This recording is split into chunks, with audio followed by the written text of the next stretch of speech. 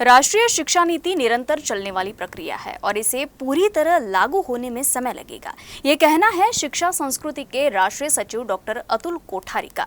नागपुर में एक कार्यक्रम में शामिल होने पहुंचे डॉक्टर कोठारी ने कहा कि मेकोली की एजुकेशन पॉलिसी से भारतीय शिक्षा पर वापस आना एक बड़ी चुनौती है। इस चुनौती को पार करने में कई साल लग जाएंगे।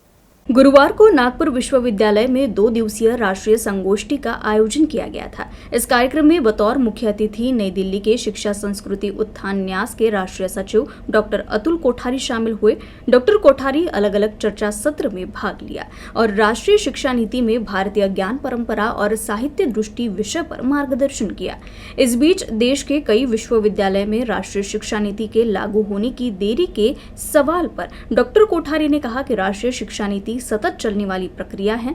चूंकि 2035 तक इसे लागू करने की बात की जा रही है, लेकिन इसे पूरी तरह लागू होने में समय लगेगा। डॉक्टर कोठारी ने कहा कि मैकाले की एजुकेशन पॉलिसी से भारतीय शिक्षा पर वापस आना एक बड़ी चुनौती है। इस चुनौती को पार करने में भी समय लग सकता है। जो बात है तुरंत होनी चाहिए, ऐसी बहुत सारी यूनिवर्सिटी ने कर दिया देश भर में। जैसे मल्टीपल एग्जिट एंट्री कर दिया लोगों ने, फिर एकेडमिक बैंक ऑफ क्रेडिट की बात लोगों ने कर दी, मल्टीडिसिप्लिनरी अप्रोच की बात लागू हो गई है अनेक जगह पर। तो इस प्रकार के विषय है जो तात्कालिक हो सकते हैं, वो हो गए। ये सिर्फ छोटी मोटी बातें बदलने का विषय नहीं है, ये मानस परिवर्तन का विषय है, ये शिक्षा नीति लागू करना। क्योंकि जो एक मैकोलो की शिक्षा का मानस हमारा बन गया है, उसमें से उनको यू टर्न करके भारतीयता की ओर लाना है, इतना सरल काम नहीं है, लेकिन प्रारंभ हो गया, ये आनंद की बात है।